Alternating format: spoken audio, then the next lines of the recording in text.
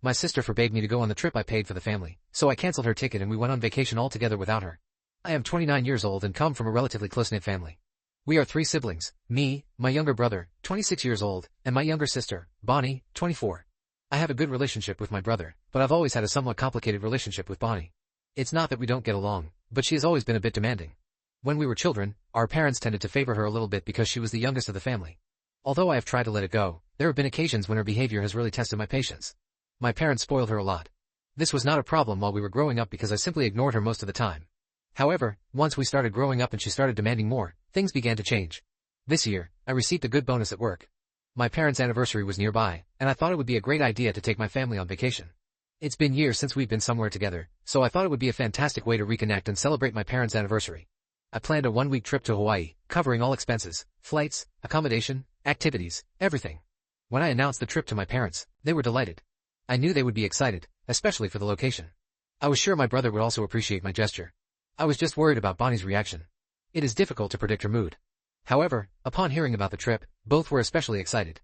Bonnie began to speak excitedly about what she wanted to do in the Instagram videos she would make. I took it easy, happy that she was excited. Everyone seemed excited, and I was happy to be able to do something nice for my family. However, that moment of happiness soon became bitter. When Bonnie began to insist that she wanted to plan the vacation, I told her that I was paying for the trip, so I wanted to plan everything myself. She made a fuss about it, saying I'm not good at planning things, so I should pass the responsibility on to her. It was not a request, but rather a demand that I delegate everything to her. There were a couple of reasons why I wanted to do it myself. First, it was my gift. Second, I know Bonnie's extravagant choices. When others pay, she reserves the most expensive things without thinking twice. I had booked everything according to my budget. Yes, she has that habit. If someone invites her, she will order the most expensive dish on the menu. On the other hand, if she invites, it will be something cheap. My parents tried to mediate, suggesting that if I was busy, I could ask Bonnie for help in planning the activities. I told everyone that the activities would be a surprise to keep them on edge. Bonnie insisted on knowing them beforehand to go shopping and choose suitable outfits for the activities. I assured her that it was not necessary, but she continued to insist. The way she tried to control me was so exhausting. I gave her the itinerary of the trip to leave me alone. Immediately, she called me furious and pointed out some things that had to be changed to make everyone feel comfortable. Her suggestions sounded legitimate, so I changed the schedule according to her recommendations. That fueled her ego. She said something like, "That's why I wanted to plan it. Attention to detail. See? This made me ask if there was the slightest issue with the trip. Bonnie would come after me with her sarcastic comments, so it was better to let her take over. That's why I accessed my account to make any changes. I told her not to make any important changes to the schedule and not to add or remove activities. I could only reschedule them after my approval. She agreed. Immediately, she announced in the family group that she had taken over the planning of the trip and had made some changes. Some of the additions she made were pretty cool, like wearing matching outfits every day. That was good until then. 1 week before the trip, I saw that she had canceled some of the activities I had booked and replaced them with others she preferred. She also mentioned that she had made executive decisions regarding the itinerary and that everyone should follow her leadership. I was furious. This was supposed to be a gift from me, and she had taken it over completely. I called her, trying to reason with her, but she was determined. She said that since she was better at planning, I should let her take charge. I held my position firmly and told her there was no way I had already done enough to sabotage my plan, and now she should back out. She accused me of being controlling and hung up. That night, I received a call from my parents. Bonnie had told them everything, and they wanted to know what was going on. I explained the situation superficially so as not to ruin the surprise for them. I was hoping they would understand me, but to my surprise, they sided with Bonnie. They said that since she was so excited about the trip, I should let her have some control over it. They didn't seem to understand that she had taken it over completely and had ignored my efforts and money. They said it didn't matter who planned it or who paid. The fact is that we are family, and we should have a good time together in Hawaii. I felt frustrated and unappreciated. In a moment of anger, I wanted to cancel the whole trip, but I calmed down and took a step back. I did not cancel the trip, but I stopped participating in the planning. I thought if Bonnie wanted to be in charge so badly, then she would be in charge. I could sit down and enjoy, even if it wasn't the trip I had imagined. However, things took a turn for the worse. 2 days ago, as we were getting ready to leave tomorrow, I received a notification that my tickets had been successfully canceled. I was like, what the hell? I immediately called the travel agency and found out that they had been canceled from my account, so there was nothing they could do about it. It was no surprise. It was Bonnie. I called her angrily, and she acted as if nothing had happened. I screamed, "How dare you cancel my tickets?" She laughed and asked, "Oh, yes, I did." I lost my composure and screamed, "Would you mind explaining?" She replied, "Okay. I hate to say this. I know you were screwing it up and blah, blah, blah, but we can't have you on the trip. You are too controlling, and your negative attitude would ruin the vacation for everyone. I discussed it with everyone, and the family has agreed to leave you out. You are not worth ruining our trip." I couldn't believe what I was hearing. The trip I had paid for and planned was now happening without me. My sister somehow convinced everyone that I was the problem, and everyone had agreed to move forward with it. At that moment, something inside me broke. I wasn't going to let her trample on me. I signed into my account and canceled her ticket. Then I reserved it again in my name and changed the password of the account so that she could not access it or make changes to the travel itinerary. I sent a message to the family group about how Bonnie had decided that I was not welcome on the trip I paid for. I have canceled her ticket. If any of you want to stay with her, I will be happy to cancel your tickets as well. The reaction was immediate. My brother called me right away and said he had no idea about Bonnie's moves. I told him about the argument I had with her, and he confirmed that she was making it up. He assured me that he never agreed to leave me aside, and I was pretty sure that our parents would never forbid me from going on the trip I was paying for. It was a relief to learn that at least he was not in favor of Bonnie's actions.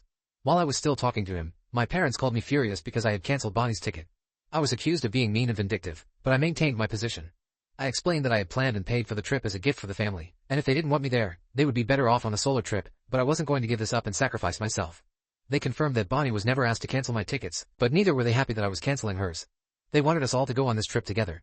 I told them I wasn't going to allow her to dictate the terms of my trip. Bonnie, of course, was furious. She sent me a flurry of angry messages, calling me names. I forwarded the messages to my parents to show them what their daughter was doing. My dad called me and offered to mediate the situation between us. He said he would include Bonnie in the call and that she would apologize to me and rebook her ticket so that we could have a vacation together. I wanted to resist this demand, but part of me knew Bonnie would never be disappointed, so I simply accepted my dad's proposal. He added Bonnie to the call. She was too angry to realize it was a conference call. Dad told her that she acted badly in canceling my ticket, so she should apologize to me. Before hearing anything else, she answered him abruptly that she would not apologize because she had done the right thing. We could both hear her say, "Apologize to that idiot?" No way. Dad hung up the call. I had nothing more to say.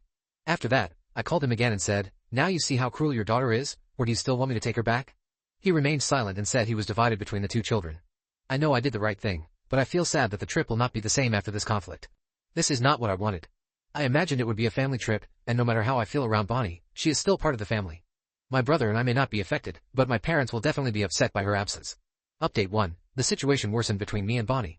After being excluded from the trip, she allied against me, trying to convince my brother to side with her. She proposed the idea of taking the trip together so that they could leave me out. He laughed at her suggestion and asked her if she had enough money to cover 50% of the travel expenses. She admitted that she did not have the money at this time, but promised to pay him as soon as possible. My brother shook his head in disbelief. We both knew it would never happen. He does not have a stable job and often misses work when he is not in the mood. When he suggested going to Mexico instead of Hawaii, my brother burst out laughing, turning down his offer to be his vacation photographer for free. She hung up the phone and resorted to emotionally manipulating my parents not to be left out of the family trip. Fortunately, my parents stood their ground this time, insisting that she apologize to me if she wanted to join us. My parents tried to convince me to be the bigger person and forgive Bonnie by urging them, but they had no choice but to accept that Bonnie would not join us. As I boarded the plane, there was tension in the air and I could see the disappointment in my parents' eyes. When we arrived in Hawaii, I took control of the planning and made sure to enjoy a private luau, snow adventures that even included a helicopter tour of the island. Despite the initial discomfort, we began to relax and enjoy ourselves. Gradually, my parents began to accept that this was still a family vacation, albeit without Bonnie. Throughout the week, I received sporadic messages filled with Bonnie's anger. Her texts were full of accusations. Even my parents began to see that her behavior was problematic. We returned from the trip with lots of fresh memories and amazing experiences. Hawaii had a way of dissipating the tension. Although my parents were still disappointed that Bonnie wasn't there, they appreciated the effort that had been put into making the trip memorable. Bonnie blocked me on social media and was furious with her parents for choosing me over her. She expressed the desire to break off the relationship with them, but she could not do so because she lived at home. She called my brother a profiteer for supporting me and expressed that she never wanted to see me again. It was painful, but I knew I had done what I needed to do. I don't regret defending myself and setting limits, but I wish things had worked out differently. Maybe someday Bonnie will realize she was on the wrong side and we can repair our relationship. Until then, I will cling to the memories of that incredible journey. Update 2. Here is another update about my sister's saga. It's been a while since these incidents, but I finally found the time to update here. After returning from the trip, I went back to work and had to work overtime to make up for my absence. I didn't talk to my parents right away about Bonnie, but I knew she must have been throwing tantrums at them for enjoying the trip without her. To make her feel worse, my brother and I bombarded social media with family photos. It was quite fun. Almost 3 months later, I visited my parents and noticed that Bonnie's room was empty. I asked them about her and found out that they had finally made her leave. Well, not exactly, but she was asked to leave. Her life and career were not taken seriously. She lacked the motivation to work without a valid reason. Since she had no rental or food responsibilities, she did not take things seriously. A year ago, my parents required her to pay rent to live in their home. Initially, she became enraged and called them bad and greedy. When Dad threatened to evict her, she agreed to pay the rent. But in 1 year, she was only able to pay for 3 months. Each month, she found a new excuse for not paying. As expected, after my parents came back from a trip, she exploded. They tried to calm her down and even brought her gifts, but she threw them in their faces. In the end, Dad had had enough of her superior attitude. He told her to pack her bags and he would take her. Her behavior changed immediately. She started sobbing, hugged Mom, and said she acted like that because she missed them and was hurt because we left her alone. Mom replied that she had brought this upon herself and that they had no intention of leaving her out. Her narcissistic behavior forced them to make this decision. She acted like she was crying, promising to pay the rent every month. However, my parents had already given her enough time to change. But she remained the same narcissistic person. This time they did not give in to her manipulations and took her out of the house. Dad found a small apartment for her, even paying 2 months' rent. I didn't like how everything came to her on a silver platter, but it was better than letting her live in our house for free. Although they were still concerned about her welfare, taking her out was best to make her more self-sufficient. What they didn't know was that she was a tough nut to crack. Mom called me a week ago and gave me the latest news about Bonnie. Dad covered 2 months' rent for her. As he left, Mom gave her ready-to-eat food and snacks that lasted about a week. After that, she started stopping by my parents' house, staying until dinner time. Mom had to offer her food, and she even began to sleep over occasionally. At first, they tolerated it, thinking she had homesickness. However, after some time of this behavior, they decided to confront her. Bonnie confessed that she had stopped paying the rent and was hiding from them. She had not paid any rent during the 2 months she lived in the apartment. It was all with Dad's money. When Mom asked her what she had done with her salary, she said she bought shoes for work. Mom offered to lend her money to cover the rent, but she refused, insisting on returning home. Mom asked for Dad's intervention and he was firm, saying that there would be no more help. He was fed up with her manipulative tactics. If she asked for help again, the door would not be opened. I thought Dad's response was a little harsh, but I understood his frustration. They had done enough for Bonnie. She sought help from my brother, saying she couldn't ask me because it would feed my ego and make her feel like a loser. My brother refused to get financially involved. He even asked her to lend him money through my brother, but he refused to keep it a secret from me. What infuriated her, she became bitter towards him, calling him my bootlicker and my pet, running after me for the free meal. I took these stories with caution, but her behavior had reached its peak. Someone had to face it. I'm glad I was the first to stand up to her and leave her out of the trip. I literally remember how my parents reacted and tried to distort the situation to include Bonnie. I'm relieved that finally my parents realized how toxic Bonnie was and how she used her role as a daughter to manipulate them. Since the last time to tell you I've seen Bonnie. Not that I wanted to, but that's the way things are with my sister. I did it when I arrived one extremely tired Thursday from work. There I was, standing at the door waiting for her to arrive. It was a rainy, cold day and I don't know how long she was standing outside the door, but she looked miserable. As soon as I saw her, I didn't know what to say to her, so she gave me a dubious hello. She was a little more energetic, so I knew it wasn't going to be good. She tried to hug me and told me, "How have you been, little brother?" I just stood there with my stuff in my hand while she hugged me. When I finally got rid of her, I opened the door of the house since I didn't want to get wet anymore, but I didn't think to tell her she wasn't welcome. Besides, she practically pushed me in and went in without even waiting for me to come in first. When I took off my coat and my work stuff, I asked her what she wanted. She told me we hadn't seen each other or talked in a while, so she wanted to stop by and say hello. I told her to cut with all that crap and really tell me what she had come for. So she made that sad face she had always made for my parents and told me she had nowhere to live. She had finally been evicted after being a few weeks late, which I knew was a lie because my mother had told me that she had never paid for several months and had only received my father's money. I said no, so her next move was to pressure me to talk to my parents or my brother to help her. As I was not being a good brother, at least I could find it in my heart to help her not stay on the street. I told her I wasn't going to do any of that and that if she wanted to at least win our parents' favor, she should improve her life. Maybe when they see that she has become responsible, they will want to forgive her. But she didn't like my answer, as she surely expected something else from me. She began to tell me everything but nice things, that I was a bad brother who, because I had money and a good job, thought I was superior to her, and that the rest of the family only loves me because I pay for things like the trip.